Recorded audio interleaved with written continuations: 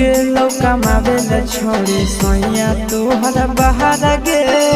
छोड़ देना ससुर छोड़ी चलया ना नैहर गे दहल भात से बेसी मजा तो पूरी तरकारी में दहल भात से बेसी मजा तो पूरी तरकारी में